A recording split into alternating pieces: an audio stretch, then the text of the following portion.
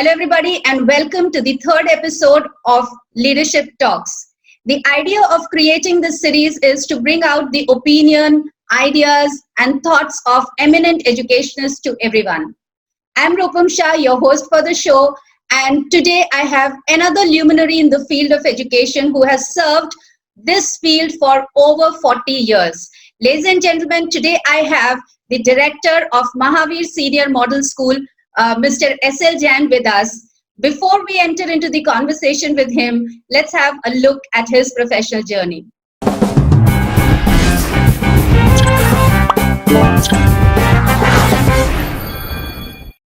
Mr. S.L. Jain is the founder, principal, and director of Mahavir Senior Model School.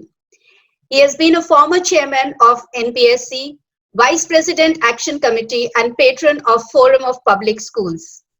He has received the coveted CBSE Teachers Award as well as the National Award. He has conducted various workshops on different subjects. He believes in simple life and strives towards making his students happy and creative. Welcome, sir, to this talk series, and I'm so happy to have you over here and to have a conversation with you on leadership. And of course, you have such vast years of experience into education, and I'm sure that from this conversation there are many people who are going to be taking back a lot of good ideas. So to begin with, sir, you have been a principal of you're a founder principal, and you've been there for 32 years in the same school. So do you think, sir, that your own leadership style has changed over the years? How you began, how was your leadership style in the beginning, and now how has it transformed? So do you see some change in that, sir? Well, thank you, Rupamji, for considering me for this talk series that you are holding and making me a member of the Club of Legendary Educationists. So, and I'm also thankful to you for the very kind and generous words that you have spoken about me, and but I don't think that I'm nowhere near them. And when I start responding to your question, I think I would, if you permit, I like to start with a small 2-3 lines, yes, which are perhaps relevant for today's times when pandemic is going on and we are all going through very difficult times. Now, these lines have perhaps these lines are from a prayer which is sung every day in Jain schools, yes. And the prayer is, ईति भीति व्यापे नहीं जग में, वृष्टि समय पर हुआ करे, धर्मनिष्ठ होकर राजा भी प्रजा शांति से जिया करे. So in that, actually, our great Prime Minister Shri Narendra Modi ji, he also believes in just and equity, and he also hopes and does all that he can do to make sure that the people of India, they live in peace, harmony, and prosperity. Right. So having said this, let this be a prayer today. And now, you see, I have been in this field for the last about 50 years. I joined Delhi Public School in 1970. Before that, I had my education from Shri Ram College, and I had in the school in Delhi and villages. And I also served for a small time with the DCM Group. I was personal income tax assistant to Dr. Bharat Ram of DCM Group. And in DPS Mathura Road, I had the opportunity of being groomed by the great Mr. Deen Dayal. So with all this, I think the leadership style that I have learned is basically from the days of late 60s and 70s, when the leadership style and the instructions were flowing top to bottom. And though there were, you see, opportunities to take initiatives, but generally the hierarchy was scalar, and it was not, you see, there was not many freedoms that were allowed. So I also thought that perhaps disciplinarian approach and being hierarchical is the best way. Though our bosses, they always wanted us to be brilliant, bright, intellectually alert, and all that. So all that, they gave the opportunities for self-growth and all that. So when I joined Mahavir Senior Model School in 1983, At that time, I was just 35. So I also practiced the same hierarchical approach, disciplinarian approach. But very soon I realized that here we are losing on a lot of things, a lot of humanitarian approach, freedom to the teachers, initiatives by the teachers, students. You see, that joyful learning was not taking place. So I had to take steps to modify and change course. And what we did was that we gave a lot of freedom to students and teachers. And various committees were formed, Students' Council, Prefectorial Board. Of course, they are now the norm, but we also did some experiments in different ways. Various committees of the staff were formed and they did, and it was wonderful experience. So the morale of the staff and students, it increased. The happiness coefficient, it also went up. The results were also better, and everyone had a very good experience. So and the management also liked it, and the kind of value system, the character building activities, they were all very well received. Yeah. And so it was a matter of great satisfaction. So moving forward with that, then we decided that we should have the open door policy. That means let there be no peon, no receptionist at the gate, and let everyone walk into the principal's office and discuss his or problems over a cup of tea. Whether there is a solution or no solution, that of course is a different matter. It may come, it may not come, but the person visiting us had the satisfaction of meeting without waiting. Correct. So that is very, very good experience. Yes. So all these years, this has evolved, and now it is situational management, that whatever way the situations arise, and we handle those situations. Because the administration and leadership styles which were prevalent in 60s, 70s, and 80s are not that much relevant these days. So these days you have to be much more proactive. Right. And the situations, demands of the situations have to, so you have to be smart. Correct. You have to be intelligent, you have to be scholarly. So I think that is the style of leadership that we followed all these years. So you said that you began with an hierarchical system wherein it was more a formal system of leadership, and then later on you realized and you then created more democratic style wherein people were included and there was a human touch into it, and you found that yes, that was a more positive change. And also one more thing that you highlighted, that it's an open door policy and everybody is welcome inside the principal's office, whether it's the student, teachers or parents. Sir, you have shared a lot of forums of school leaders, and I'm sure during the discussions between the school leaders in these forums, there would be certain challenges which must be highlighted by them. So what are those major challenges which comes up in such meetings? And how do you propose to meet these challenges, sir? In Delhi at present, there are about 2,000 schools. And the schools have increased in the 70s and 80s and 90s. And now, of course, the government policy is such that there are not many schools which are opening up. In 1973, Dr. Mrs. Rajni Kumar of Springdale School, Mr. Deen Dayal of Delhi Public School, Mr. M.N. Kapoor of Modern School, they started an organization called the National Progressive Schools Conference. So this was a great organization. There they used to discuss the academic, administrative, and legal issues, as well as they used to hold annual conferences. I was the chairman of this group from 2007 to 2009. Then we started the Forum of Public Schools in the year 1985. And then the Action Committee of Unaided Public Schools was started in 1997. All these bodies, they came into existence because in 1973, Delhi School Education Act was brought in. In 1985, lot many changes in the Delhi School Education Act were contemplated. And in 97, when the Fifth Pay Commission came, at that time also there was a lot of hue and cry so far as the government was concerned with regard to allowing fee hikes, and there were educational approaches, etc. So we had all these meetings, and I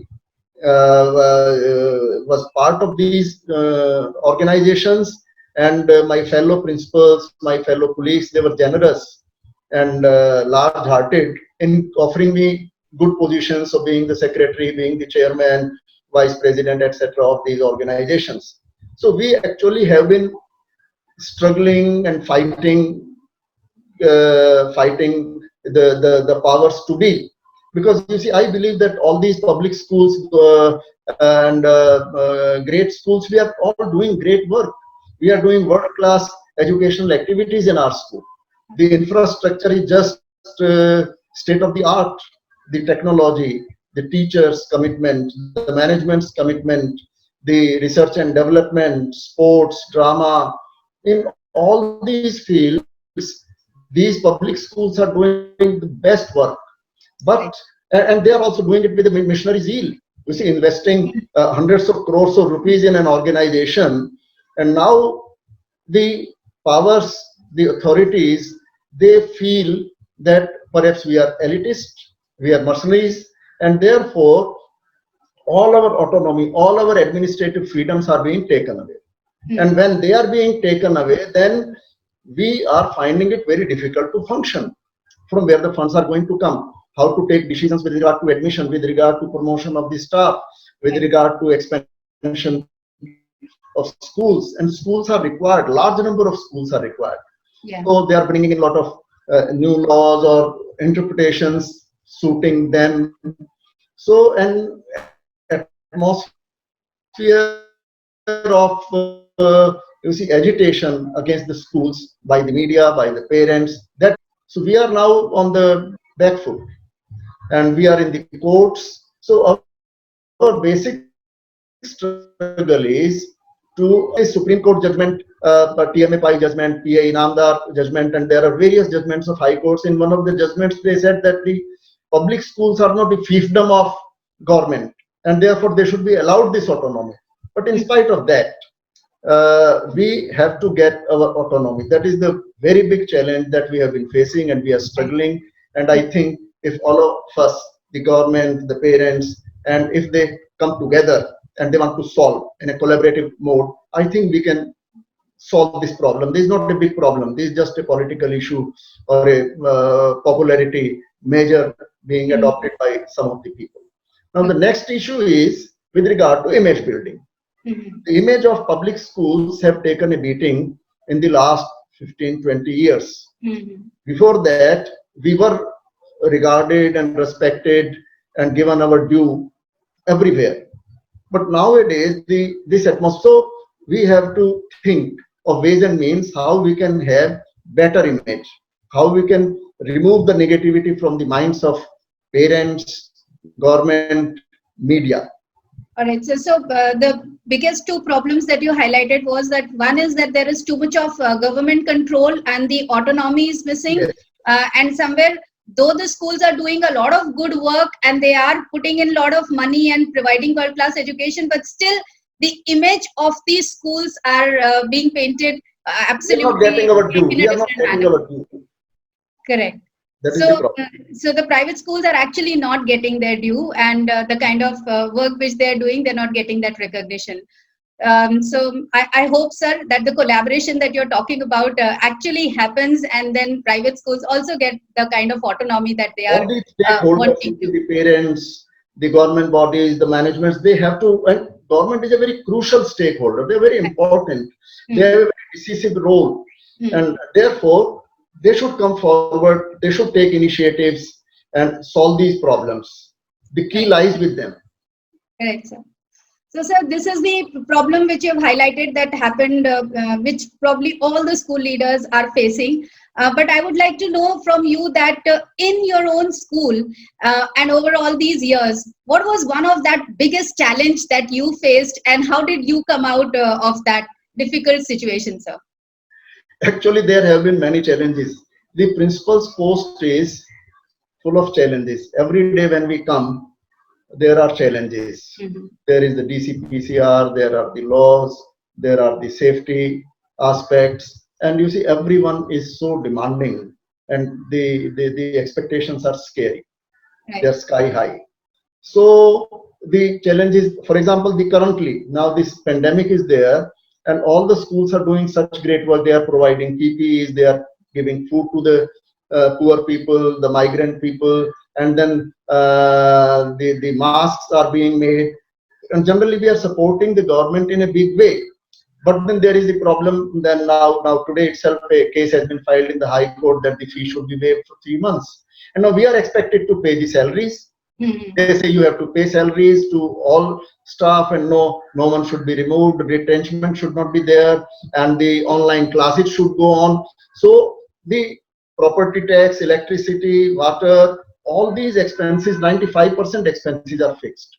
But if we are not allowed to collect money, we are not allowed to collect fees. Of course, we are agreeable that those few parents who have some difficulties, we can have some deferred payment installments. Some things can be worked out, or the government can finance them. So that can be worked. So this is a very big challenge. Then there was the seventh pay commission challenge was there, and we have not been come out of this. And before that, sixth pay commission, Anil Dev Singh committee. So nowadays, actually, these are the legal challenges are more.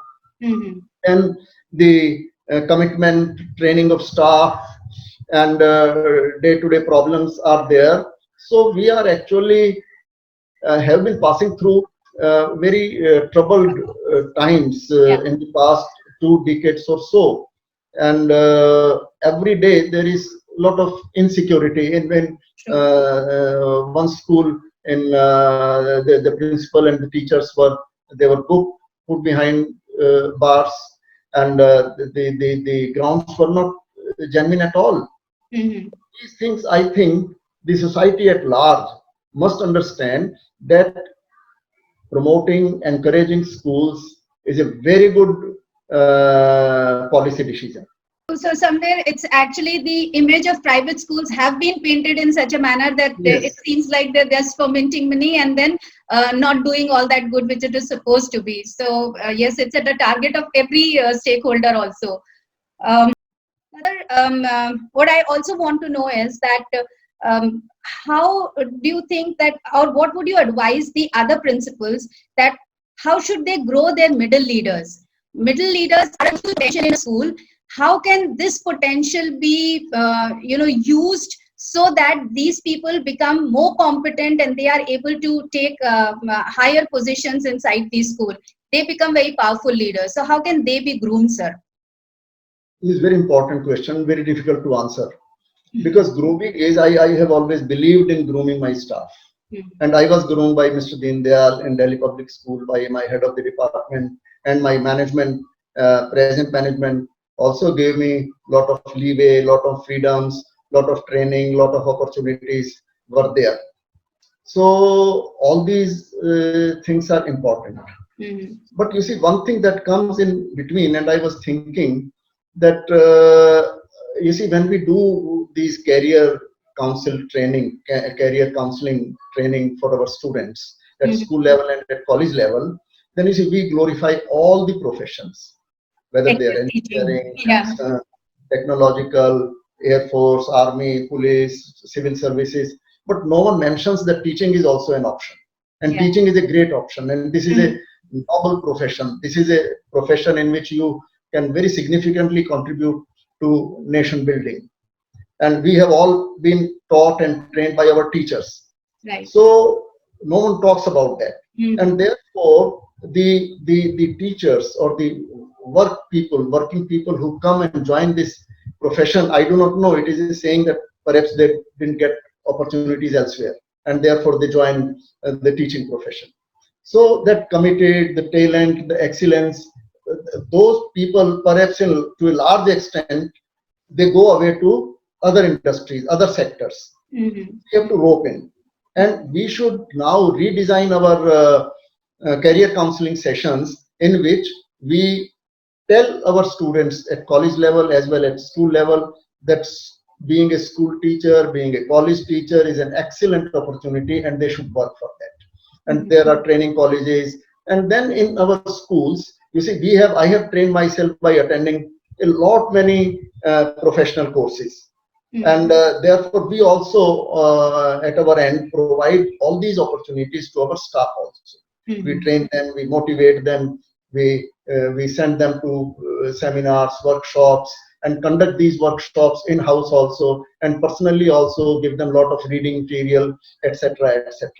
But the problem remains. But here I would like to highlight and say with emphasis that you see, Rupam, people like you are also doing a great service towards the making of good leaders, because I think you must have interacted with about 50,000 teachers and principals all across the country.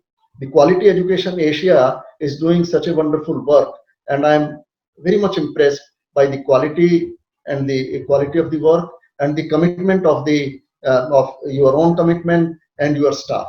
So therefore, with organizations, institutions like yours and schools and the school's head of school, if they are doing this work of grooming teachers, then I think that we can have a wonderful bank of people who can be found, who can replace, who can Potential fill the leaders, gaps. yeah. But at present, you see, there is difficulty in getting good teachers and good principals.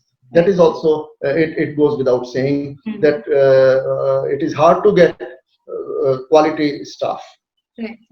to fill the position. So you said that probably the best of the talent which should come, because education should be the priority of the nation, and the best of the talent should basically come into education. But that Yeah. is somewhere missing because teaching as a profession is not glorified.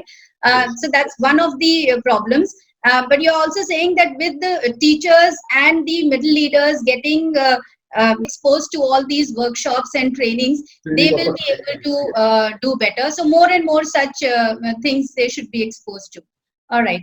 Sir, it's so lovely talking to you. I would just like to ask you that who is that person who has inspired you or who has contributed the most into your making as such? I would just like to know that who's your ideal, sir. A very difficult question, very, very difficult question, because I have been very lucky and I have come across so many people. And for me, everyone is a role model. Everyone has so many qualities. And if I am receptive and I'm good enough, then I receive so many things. You see, a person is a creation of environment, Right. family, parents, school, peer group, teachers in the school, teachers in the college, exposure, then wherever you are working. And besides that, the kind of books that you are reading, the kinds of movies that you are seeing, watching, and your travel history, your wife, so your children. So all these things make your character, your values, your habits, whether you are exercising, you are doing meditation, you are reading scripts, you are sensitive, you are empathetic. So all these things come with all these things. And you see, for me, always work has been play. Yeah. Work has never been a, you see, work. So I have never felt the pressure of work. I have always enjoyed work. Therefore, I think I have been blessed. I have been blessed with so many friends, so many principals. The best of the principals are my friends all over, right from the last 40, 50 years. And I have maintained very good relations, and they have also reciprocated to that extent. The chairman of schools, the great people, naming may not be necessary. And my own school management, they have also been very generous, very liberal with me. And you see, I must be grateful to everyone because they have been very tolerant. They have been bearing me all through. So, and you are also a role model for me. So your educational inputs and your qualities of head and heart are also really remarkable. So I may not be able to name anyone, but I would like to say that, you see, I'm really beholden to everyone that I come across. That's so nice, sir. In fact, it's not just one. There are so many people you're saying who have contributed. Not just people. There are books which have contributed to you. There are shaped my personality. Yeah. So everything. So probably, because at the core there is a learner, and this learner basically attracts all the learning which is coming from anywhere. So and that is what has really shaped you. So it's absolutely lovely and thrilling to be talking to you, and enlightening as well, and very much enriching. Thank you so much for giving us your time, and I'm looking forward to having more conversations with you like this. Thank you so much, sir. Thank you, Rupam, for giving me this opportunity. So, ladies and gentlemen, you heard Mr. S.L. Jain and his opinions and thoughts on education. I hope it was enriching. Wait for the next episode, and I'm going to be coming up with another education expert. Thank you so much. Keep watching the Leadership Talks.